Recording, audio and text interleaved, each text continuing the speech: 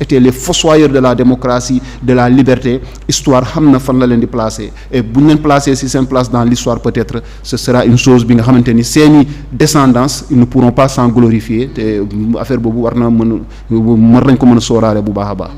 alors Cheikh ñu wax ci candidat yi nga xam ne ñoo ngi xeexante ci seen biir barki démb yëkkati nañ ko fii devant le docteur Cheikh Dieng mais ça s'aggrave parce que Amadou Ba réclamation yi mu doon def démb xam nga on était aussi ci ay suppositions. Absolument. Voilà mais tey gën na leer parce que wax nañu sax li mu reproché Diomaye Faye ak docteur Cheikh Tidiane Dièye ñi nga xam ne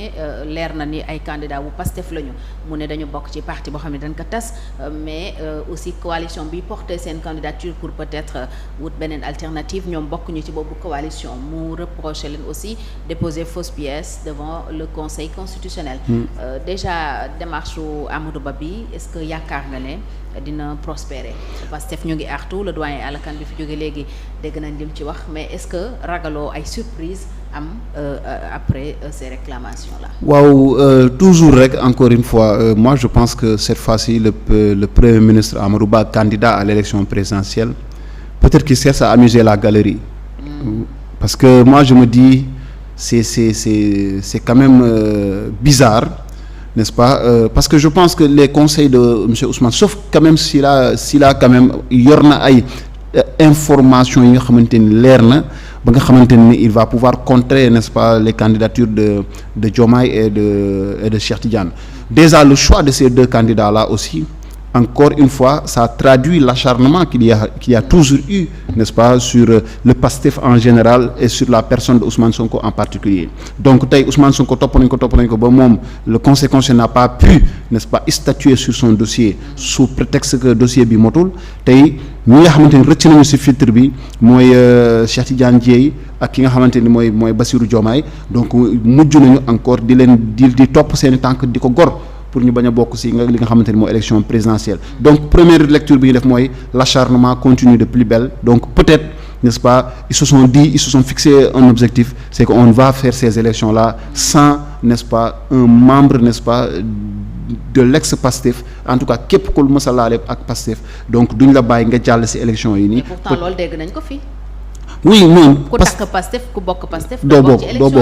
oui donc c'est léegi leitmotiv boobu noonu peut-être le mot d'ordre donc bi nga xamante ni la ñu wax noonu peut-être c'est ça qu'ils sont en train d'exécuter. Donc encore une fois man dama jàpp ne le candidat Bassirou Diomaye ak ki nga xamante ni mooy Cheikh Tidiane Dièye au niveau du Pastef, n'est-ce pas, quand même ils ont des conseils yi nga xamante ni quand même ils sont d'une grande renommée, xam nañu li ñu war a def. Je pense que encore une fois ils ont même réglé ces cas par rapport à l'appartenance, n'est-ce pas, à un parti, n'est-ce pas, ou bien qui a fait l'objet d'une dissolution muy le Pastef. Wax nañ ne effectivement nit waru fa mën a jógee def candidature indépendante. Je suppose waaw.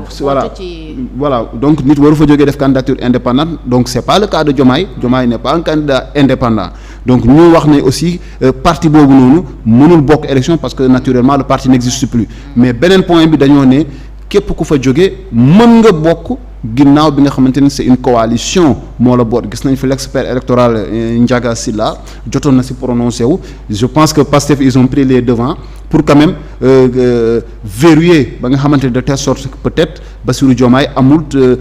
bokk na même la non-appartenance, n'est-ce pas, à la coalition. Peut-être que Amadou Ba il cherche à y voir plus clair. Donc xool ba xam ne peut-être est-ce que dëgg la wala dëgg xam nga parfois aussi on peut prêcher le faux, n'est-ce pas, pour avoir le vrai. Est-ce que du si posture boobu parce que aussi tey le conseil constitutionnel dénoncé wul dara donc dafa ñëw ne y a 21 candidats, n'est-ce pas, qui ont été retenus de façon provisoire. Fii ak le 20 ils vont sortir la liste définitive. Képp ko am recours képp ko am réclamation na nga ko def ci diir bi nga xamante ni la yoon may. Donc Amadou Ba peut-être aussi aujourd'hui il est dans une posture bi nga xamante ni day jéem a xool, n'est-ce pas, li nga xamante ni est-ce que ñoom Bassirou Diomaye est-ce que li ñuy wax ni ñuy dëgg la, est-ce que amul benn prox ndoll boo xamante ni parce que il a cité quand même 4 reproches la leen def, 4 réclamations. Ça veut dire c'est comme le procureur da ngay ñëw mu dóor la benn charge dóoraa la beneen charge pour bii bu jàllul peut-être bii jàll. Parce que aussi mënul gëm rek ne charge bi rek laa lay toppee chef d'inculpation bi rek laa lay toppee parce que bu la toppee boobu noonu su daanu c'est fini. donc da lay topp la ba nga xamante ni on a vu ça même dans le cas du procès Adji Sarr Ousmane Sonko. ginnaaw bi ñu ko toppee pour viol. ñu teg viol bi fële. ñu dellu topp ko ci li nga xamante ni mooy agression. n'est-ce pas ñu daw noonu ñu gis ne sottiwul ñu dem daanu si li nga xamante ni mooy corruption n'est-ce pas à la jeunesse xaw ma de la jeunesse donc loolu tey gis nañ ko donc procureur c'est comme ça qui s'opère Ousmane comment dirais-je le candidat Amadou Ba il a été forcément conseillé donc peut-être loolu moo tax mu jël temps donc chargé dossier bi ba nga xamante ni par exemple saa yu conséquence ne bii nii y a rien à redire da koy ne au suivant donc si cas yi peut-être am na njort que du ñàkk mu am foo xamante ni peut-être dina am benn rëq-rëq boo xamante ni dinañ si mën a langaamu ba nga xamante ni dinañ mën a invalider mais aussi une surprise peut avoir lieu mooy mën nañ dem ba si biir ñu gis ne y a rien malgré ki mu cité 4 réclamations et que réclamations yëpp peut-être c'était pas fondé mais sur la première réclamation concernant quand même l'appartenance à un parti dissous ça moi je n'y crois pas parce que réglé. Je pense qu'ils ont pris le soin soo amee question bu waa Pastef réglé je pense que c'est cette première question là qu'ils ont réglé. Seulement Pastef aussi xam naa li inquiété Amadou Ba mooy quelque part ñoom ils ont caché leur jeu jusqu'à la dernière minute dévoilé wuñu lépp. Oui mais ils l'ont fait comme le président Macky Sall l'a fait aussi donc le président Macky Sall est-ce que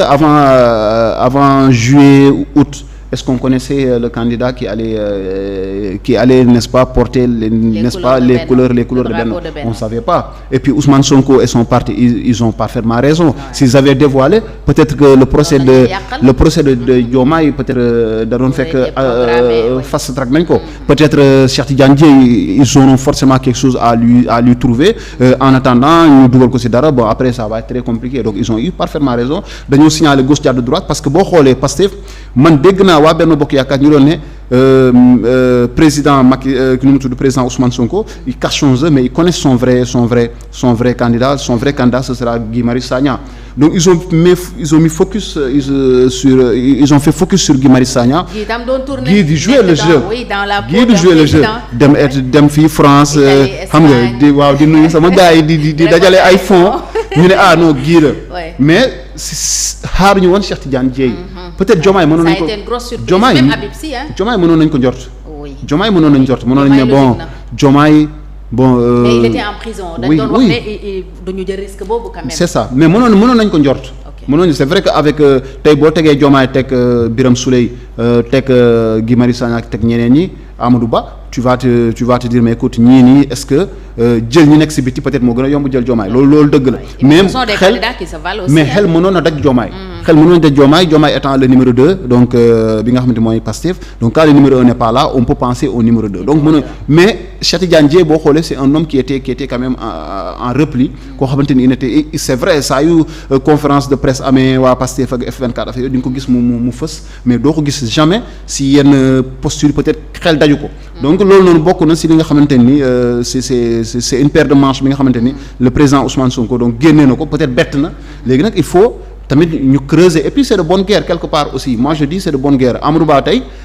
il a envie d'aller à une élection où il ne fera pas face au Pastef parce que comme je t'ai dit encore une fois Fatou dama ne Pastef même su nekkee ne candidat am gañewul le